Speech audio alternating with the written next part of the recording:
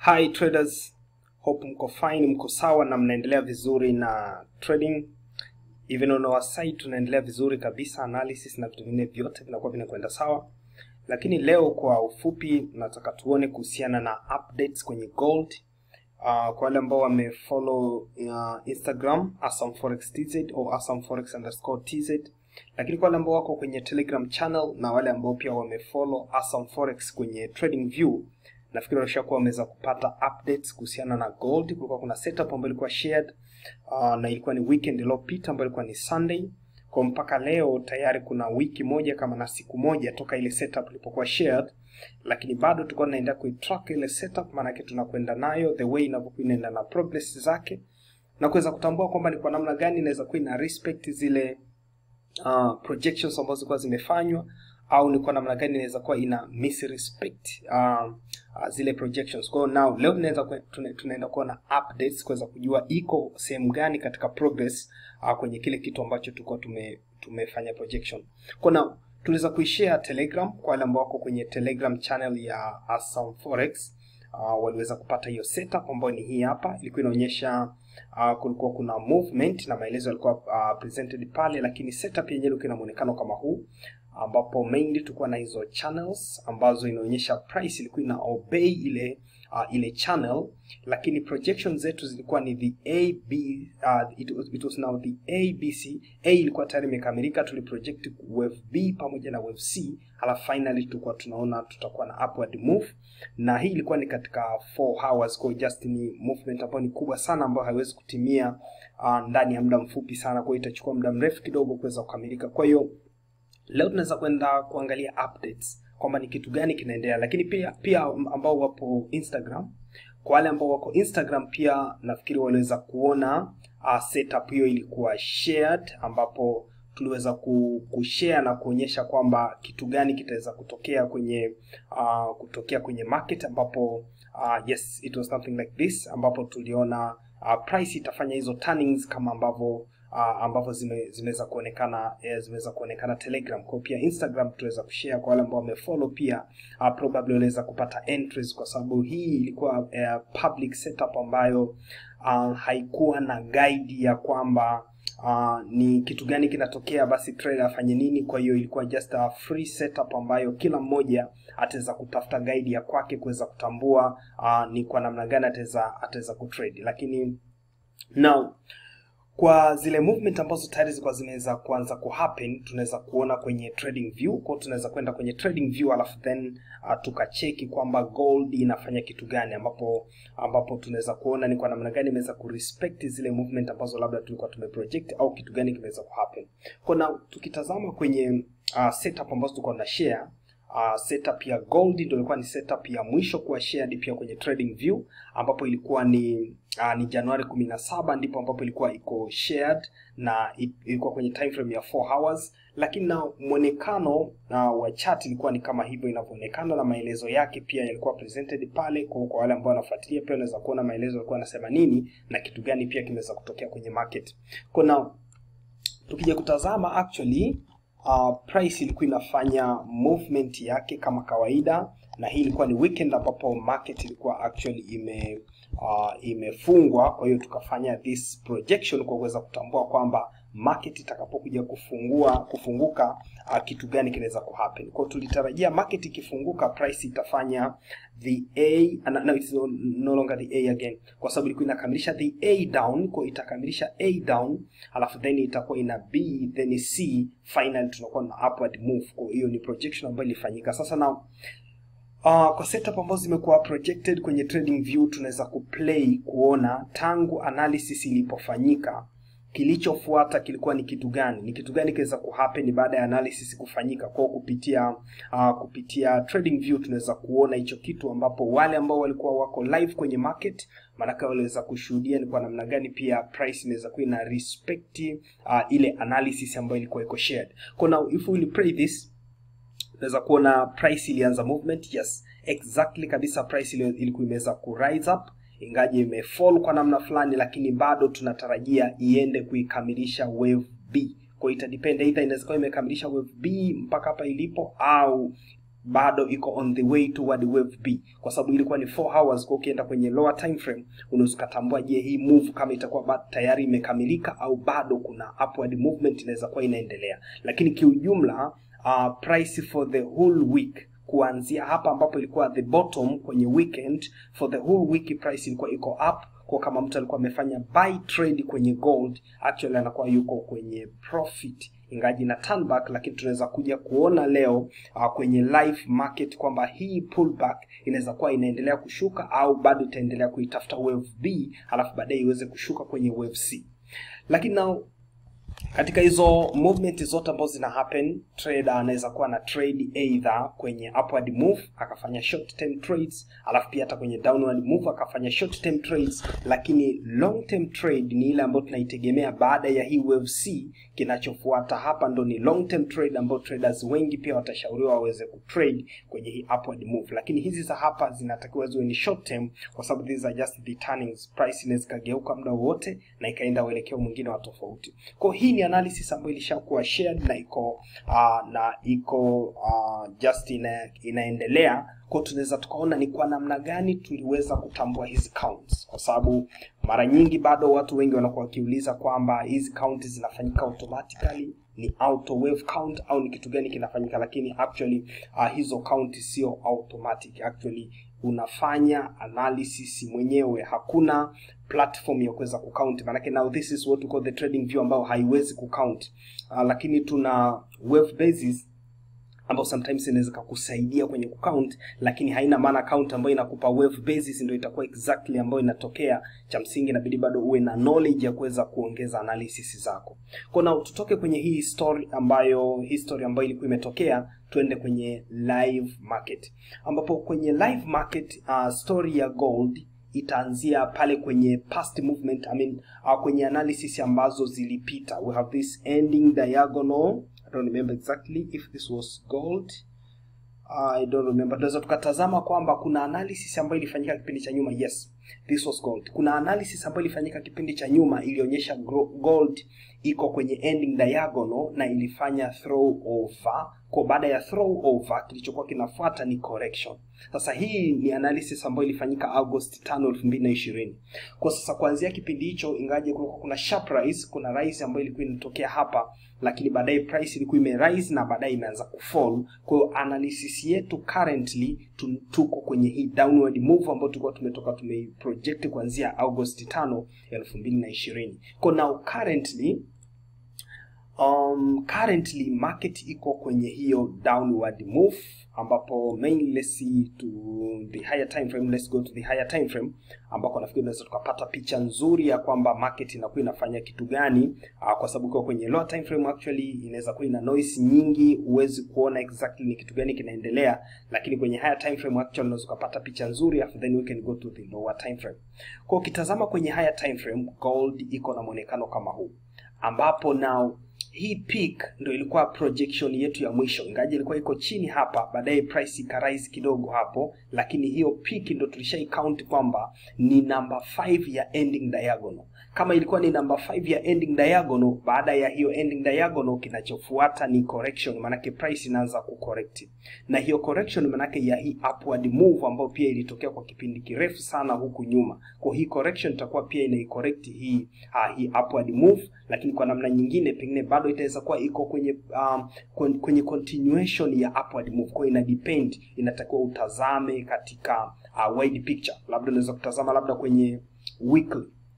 Ukitazama kwenye wide picture pia unaweza kujua kwamba ni kitu gani probably ambacho bado kinakuwa kinaendelea kwenye market. Lakini nafikiri internet iko down kwa sababu ina depend na mtandao, naona haiwezi kudisplay mapema sana. And actually now I'm away, siko Dodoma, now niko somewhere huku, nakuta mtandao kidogo ni changamoto. I'm in Tanga right now. Kwa hiyo sehemu niliopo nadhani mtandao ni changamoto, that's why nakuta price haiwezi kuonekana, kudisplay chart haiwezi kudisplay kiurahisi nikishift time frame. Kwa now tukitazama hapa tunaweza kuona kwamba previously ilifikia level fulani ambayo hii ni level ya August 2011. Kwa tangu 2011 price ilikuwa iko down, imeenda lakini ime-rise up mpaka mwaka 2020 ndio iliweza kuifikia ile level ya 2011. Kwa kama imefikia hapo, kwa haraka haraka mtu ukitazama unakuja kuona we have this called the cup with handle. Yani now kwa wale ambao wana trade chart patterns, ukija kutazama ni kwamba price ilikuwa ime drop up, ime rise up na imefikia pale kwenye level ambapo ilifikia, ambapo ilikuwa ni muendelezo wa kutoka huku down. Kwa sasa now hii pattern ambayo inaonekana hapa kwa hali tu ya kawaida kwa traders wanao trade patterns wanaona the cup with handle, ni kwamba hii price imetengeneza cup ambayo iko na round bottom.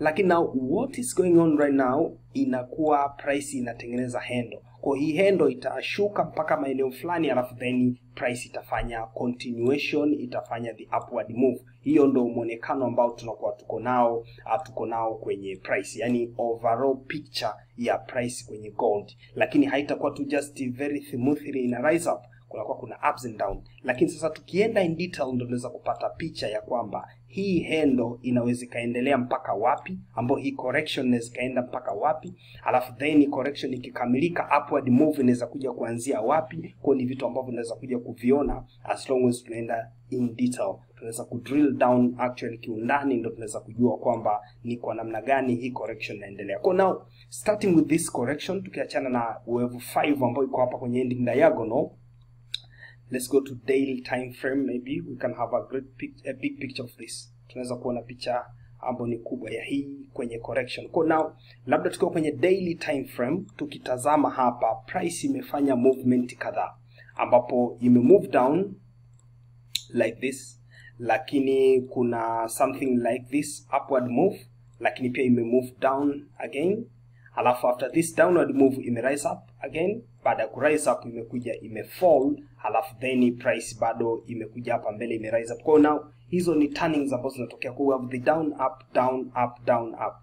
Kwa sababu hii price saizi imekamilisha the upward move na hapa ipo kwenye downward move, kwa now those upward move ambazo zinaonekana humu, hizi zinakuwa ni corrections. Sasa now we can put those things like tunaziweka kama corrections. Kwa hizi upward move ambazo zinaonekana humu zinakuwa ni corrections. Sasa zinaicorrect ile downward move ambayo inakuwa ina happen. Lakini hiyo downward move ni kitu gani? Kwa now let us interpret those informations in detail. Now tukitazama kiundani hapa tunakuja kuona we have the first move to the downside, ambapo price ili fall sharply, ilikuwa iko very strongly inashuka, lakini baadaye ika rise up with this up down up down up down, then ikashuka tena.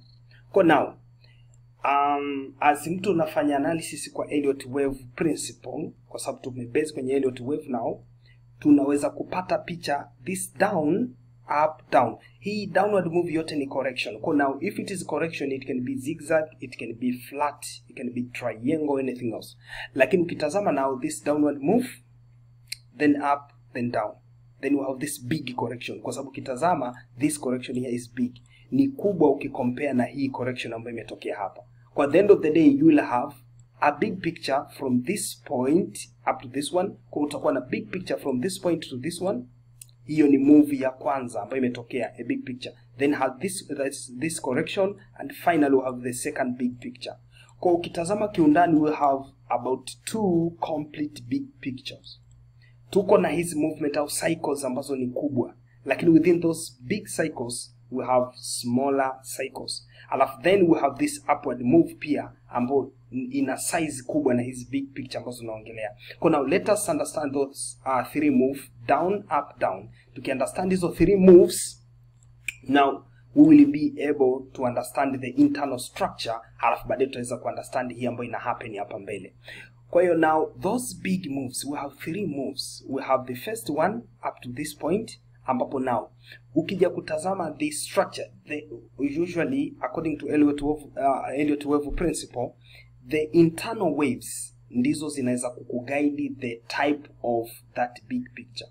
Kwa hii internal move, hii big picture from this point to the downward imeundwa na internal move ambazo ni 1 2 3 to the downside. Kwa now kama imeundwa na 3 waves to the downside, manake 3 waves kwenye big picture manake ni A, B, C. Manake hii itakuwa ni A, B, C. Baada ya hii A, B, C tuna big correction. Alafu then we have this move. Lakini sasa now kama hii itakuwa ni A, B, C, halafu bado correction imeendelea mpaka hapa. Kwa hiyo now the first one is A, B, C. Then the second one also will have this structure ambao bado hatujatambua ni kitu gani. Now if we have this ABC, then the price moves up then down. Kwa tunakuja kuona hapa kutakuwa kuna ABC ni corrective structure ya kwanza imetimia. Alafu then we have this upward move. Hii itakuwa ni kiunganishi, a joint between those two corrective structures. Kwa kama itakuwa hiki ni kiunganishi kati ya corrective structure mbili, tunasema this joint huwa inakuwa ni X. X huwa inakuwa maybe ni triangle, inaweza kuwa ni zigzag au ni flat, lakini inaunganisha kati ya corrective structures mbili. Kwa now if we have this as X, kwa hii ina 1 2 3, kwa hii mpaka ilipofikia sasa tunaweza tukaita kama WXY kwa sababu iko na big patterns mbili. Lakini kwa kile kinachoendelea hapa mbele inaweza tuongezea tukawa na WXYXZ. Lakini kwa sasa tutailabel as the W, this one. We label this as W, then X, and finally Y. Kwa tunakuwa na WXY mpaka hapo kwenye hiyo point. Lakini na wave W manake ni pattern tena complete internally. Halafu wave X nayo ni pattern internally, na hii wave Y na yenye ni pattern internally. So now let us describe this wave W. Tuone wave W ni pattern gani ambayo iko ndani inaunda this wave W. Now ukitazama wave W, it has got first move, then we have this upward, other things goes on there, lakini tuna hii sharp drop hapa. Kwa now ukitazama vizuri, if you know the Elliott wave principle, you know those patterns kwenye Elliott wave. Actually ukitazama hii, you will see a triangle in this. Yani ukitazama vizuri, you will see a triangle here. Kwa kulikuwa kuna this first move ilikuwa corrected by triangle, then ika fall with the second move, ambapo now those 1 2 3, those usually will be the A, and then finally we have this B, and then tuna C at the downside. So this was the ABC. Lakini now katika this ABC manake it is zigzag now. If you check it clearly, inakuwa ni zigzag ambayo inatakiwa iwe ina 1 2 3 4 5. Zigzag wave A inakuwa ina 5 move. Kwa kama unataka kutaka internal wave tena kwenye wave A itakuwa ina 1 2, then 3, finally 4, and then 5 to the downside. Hiyo ni A. Halafu then ukikam kwenye wave C na itakuwa na 1 2, then 2, then 3, now 4 5. Kwa iko na 1 2 3 4 5, 1 2 3 4 5. Kwenye A ziko 5, kwenye C ziko 5. Lakini B ni triangle. Kama B ni triangle, now triangle is an A B C D E. Kwa ilikuwa triangle ilianza na A to the upside, then B to the downside, then C to the upside, and then we have this E, and I mean D and E. Kwa E ndo ilikamilisha, then ika open to the downside. Kwa hii wave B tunakuta ina mwonekano wa triangle, na now completion ya this ABC to the downside ndo inaunda the wave W. Kwa wave W imekamilika kwa mtindo kama huu. Now then, what is wave Z? Wave Z imeundwa na kitu gani ndani mwake? Wave Z upande wake wa ndani, we can check this. Tunaweza kuiona hiki undani. Now sometimes you can turn it into lines. Unaweza kaitani kwenye lines alafu kuweza kuunderstand what is going on, alafu uweze kuiunderstand wave X. Au sometimes unaweza check kwenye candlestick, or it depends ni kitu gani ambacho kitakupa picha nzuri ya kuweza kuitambua hiyo pattern. Kwa now if you check this, we can have this rise up, then downward, then up again, down again. And then it went in the same way, then 1 2 3 to the downside. Kwa now 1 2 3 to the downside kwa sababu hii wave Z ilikuwa ina move up. Kwa 1 2 3 to the downside manake ilikuwa ni correction. Inaicorrect hii upward move. Kwa now this one usually is A. Now we have this A, then B to the top, then C to the downside. Kwa this ABC, we can put this in a different color kuonesha kwamba hii ni internal wave. Sometimes we can change the degree, like now let's use the same degree. Kwa this ABC to the downside manake ilikuwa ni correction ambayo inaicorrect hii upward move ambayo iko kwenye kuiunda wave Z. Kwa kama ni downward correction ya kuicorrect ile move kwenye kuiunda wave Z, then baadaye kamaliza na 1 2 something like 3 4, then final 5 to the top, then here was 1 2 3 4 5, ilikuwa kama truncated. Kwa now ukija kutazama hii ya kwanza itakuwa ni 1, to the top, then iko na 2, iko na 3, iko na 4, then finally 5. 5 ilikuwa iko truncated, haikuweza kumove beyond wave 3 kwa sababu wave 3 ilikuwa iko very emotional, iko very strong. Unakuta kendo moja imemove katika length ambayo ni ndefu sana, that's why wave 5 ilikuwa truncated. Lakini pia ukiangalia kwenye second part, now we can change those colors and other things. Kama nataka tuoneze difference, actually you can change those colors, lakini kiujumla things will be the same, kwamba hiyo ni impulsive move. Lakini tukiangalia impulsive move iliyofuata upande wa pili ilikuwa ina 1, iko na 2, iko na 3, then finally 4 and finally 5 to the top. Kwa hii nayo pia wave 5 haikuwa strong sana kwa sababu wave 3 ilikuwa pia iko very emotional. Kwa wave 3 ikiwa na strength kubwa, impact yake huwa ina leading to truncation kwenye wave number 5. Kwa wave number 5 ilivyokamilika, now this wave X ikawa imekamilika to the top. Kwa baada ya kukamilisha wave X, maana yake tunafuata na wave Y. Wave Y ndio ilikuwa ni move ya mwisho to the downside. Kwa now nini kimetokea kwenye wave Y? Now if you check this anatomy of wave Y, muundo wa wave Y, tunategemea kwa sababu hii ni combination, maana yake the WXY. Hii ni combination. Wave ya kwanza inakuwa ni zigzag, kwa wave ya pili it can be zigzag sometimes, ili tuweze kuwa labda maybe it's double zigzag or what, lakini kwa wakati mwingine huwa zina alternate. Kama wave ya kwanza ni zigzag, wave ya pili inaweza kuwa ni flat or anything else. Lakini now tukija kutazama this second wave, tunaweza kuona kwamba iko na 1, then 2 to the upside, then 1 2 3 4 5. Kwa it has got this first move, halafu then ina 5 waves kwenye second move. Kwa kama iko na this one, halafu then ina 5, na hii wave ya kwanza iko very strong, iko very emotional. Kwa now this wave Y tunaweza tukailabel S, na we can have this ABC. We will have this A, then we have this B, finally C to the downside. Kwa tunaweza kuwa tuna ABC ikiwa kama internal structure ya wave Y. Ingawaje haita obey exactly, tukija kuangalia Fibonacci level au tukiangalia the way imefanya correction kwenye wave B. Wave B actually kwa ABC pattern inabidi tuione mbali kidogo, angalau hiyo kwenye 0.6 or anything else. Lakini kwa hapa haijawa very strong, iko very sharp, iko kwenye 0.38, but no problem kwa sababu tayari tuko kwenye combination structures ambapo tayari tuna confirmations from the beginning kwamba lazima pattern ya pili iwe ni wave Y, without maybe consideration of what are the internal structure of this wave Y, lakini wave Y itabakia kuwa ni wave Y. Kama haita obey kwamba hii ni wave Y, basi tunategemea kutakuwa kuna combination ambayo inaendelea hapa mbele.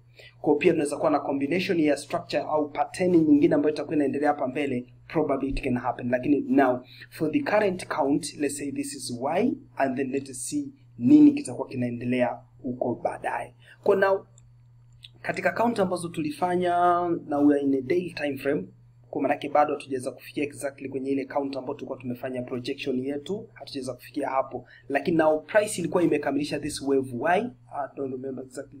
Now let us see kwenye history yetu tulikuwa tunaongelea kitu gani.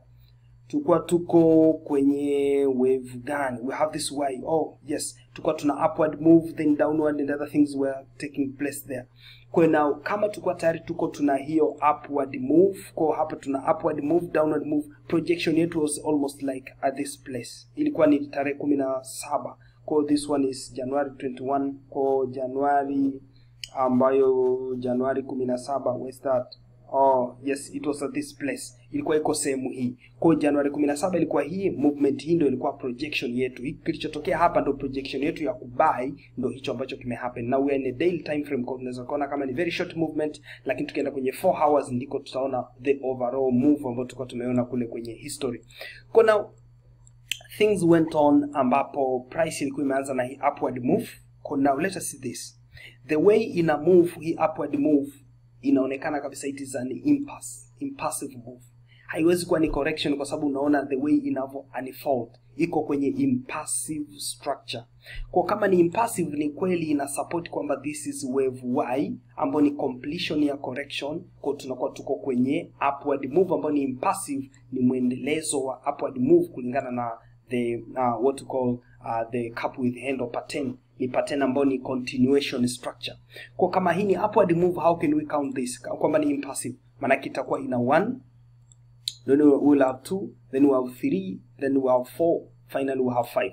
Kwa iko na 1 2 3 4 5. Lakini now when we check this 1 2 3 4 5 to the top, tunaweza kuja kuona kwamba wave 3 is short compared to wave 1 and wave 5. Sasa now according to Elliott wave principles, actually tunakuja kuona wave 3 haiwezi kuwa the shortest kati ya zile wave zote. Kwa now hapa lazima tutafute a proper count ya hii upward move. Now the first option tunaweza tukatweak this one tukaweka ikawa at this point, ambapo kwa nini tunaweza kuiweka hapo? Tukiamini kwamba this wave 4 was a running flat. Hii ilikuwa ni running flat ambayo ilikuwa ina A then B C. Kwa C actually haikuweza kwenda kufikia level ya wave A au haikuweza kubreak level ya wave A, kwa hiyo ikawa ni running flat. Kwa tukitumia hii kama running flat, tunakuja kuona tumepunguza length ya wave 5 ambayo inakuwa almost inakaribiana na length ya wave 3, lakini still wave 3 the shortest. Bado ukitazama wave 3 inakuwa the shortest by the way. Kwa kama wave 3 bado inakuwa the shortest, lazima pia tuone count ya wave 1. Tuone wave 1 pia inaweza kuwa ilikuwa ni kitu gani. Wave 1 tukija kuitazama tumeweka at this peak. Kwa kama tumeweka at this peak na inapelekea length yake iwe ni kubwa kuliko wave number 3, kwa sometimes also we can tweak this ikawa kwenye hii peak. Ambapo tukiweka kwenye hii peak, na what will be this wave number 2? Number 2 itakuwa ni kitu gani hii? Itakuwa ni A then B to the top then this to the downside. Kwa maana yake now wave B now wave number 2 itakuwa ni expanding flat. Kwa it has got A to the downside, halafu B it has broken the top, then C it has broken this bottom. Kwa the ABC kwenye wave number 2 ni running, it is expanding flat, halafu then the ABC in wave number 4 this was a running flat. Kwa kutumia count hii ambayo tumeifanya, hii count ina obey kabisa, kwa sababu the length of wave number 3 actually itakuwa iko imeizidi au iko exact. Now ina obey, inakuwa na equality, almost iko na equality na wave ya number 1. Kwa kama itakuwa na equality, actually this count itakuwa iko correct. Kwa now kama hiyo movement ilikuwa inaendelea kutokea hivyo na imeobey exactly kwenye kile kitu ambacho tunakitarajia, kuna what then price ina fall.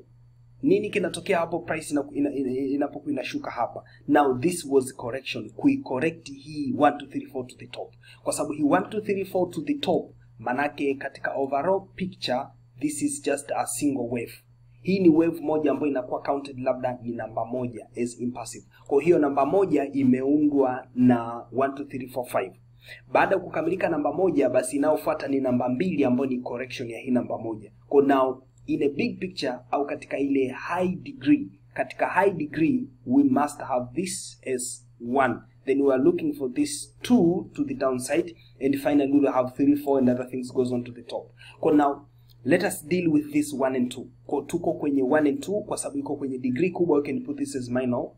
Tuiweke kwenye minor wave degree kwa maana kwamba hiyo ni degree kubwa, and we can change color. Now blue actually haiko clear sana, we can use another color. Yes, this one. Kwa now kama tutakuwa na 1 to the top imekamilika kwa kuwa na 1 2 3 4 5, hii ni namba 2 ambayo inaicollect wave namba 1.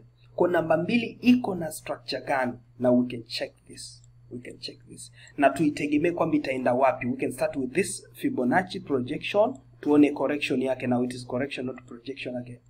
Kwa now it is Fibonacci correction, tuone kwamba probably ita correct mpaka wapi. Kwa kama this is wave number 2, wave number 2 is usually deep. Wave number 2 inakuwa deep mara nyingi, ambapo inaweza kaenda mpaka 0.618, lakini inaweza extend mpaka 0.786, ambapo kitazama mpaka sasa almost approach those areas. Imeweza approach hayo maeneo. Kwa tunaweza kusema wave number 2 now is there. Kwamba number 2 maana yake imeshakamilisha correction yake to the downside. Halafu now what next is itakuwa inaenda upward. Tunaweza kusema kwamba now itakuwa inaenda upward kuitafuta wave number 3. Probably it can be something like that. Kama tukiangalia tu kwa haraka kwamba number 2 tayari iko around that Fibonacci level ambayo ni strong, that is 0.786. Kwa hiyo now kama tayari imefikia kwenye hiyo level ambayo ni strong, probably we can expect that price itakuwa ina rise up na wave number 3. Kwa if not that, nini kita happen? Now tuangalie internal structure. Tuangalie internal structure actually. Hizi ni vitu tu ambavyo unaweza think kwamba inaweza iko vile, lakini understanding the internal structure ndio itakuguide kwamba je, hii correction imemalizika au haijamalizika. Now let's put this wave number 2 away from this point. Now tukitazama what's happening here is like kuna downward move, up, down, then up again, down. Kitazama this is like 1 2 3 4 5 iko na 5 wave move. Sasa yes, if it is a 5 wave move, now let's go to the lower time frame. Tuende kwenye 4 hours now tuweze kupata picha nzuri hapa. Kama wave hiyo, we can tweak the things, ukazivuta zikae kwenye position halisi ambayo iko highlight nani unaweza kuziweka. Yes. Kwa now kama tuna 1 2 3, then this is 4 again, this is 1 2 3 4 5. Oh yes, kwamba tuna 1 2 3, then this is 4 5 to the downside. Let me check this clearly. As I kwenda huku to what was happening here, then this one ends up there, alafu inaanza kwenda up. Kwa now let's go to those things there, tuone kwenye candlesticks ambapo now kama hii itakuwa ni 1 2 3, yes it is clearly kwamba hii ni very strong, kwa inakuwa ni wave number 3, alafu then imeenda 4 up, and finally we have 5, then we can have this is wave number 5. Kama imeanza kwa namna hiyo, this is 1 2 3, then 4, we'll find where exactly 4 belongs. After then tunakuwa na 5. Now hiyo ni degree ya chini, kwa we can lower the degree. Tuenda kwenye some minute, and then we can change the color kwamba hizo ni lower degrees. Now kama ni lower degrees, let us understand exactly what's going on with this downward move. What is going on with this downward move? Nini kinaendelea hapa? Then let us go to 1 2 3 4 5 to the top. Then let us go this downward move, then we have this upward move, then finally we have say 5, probably it can be there. Kwa now kama inatokea kwamba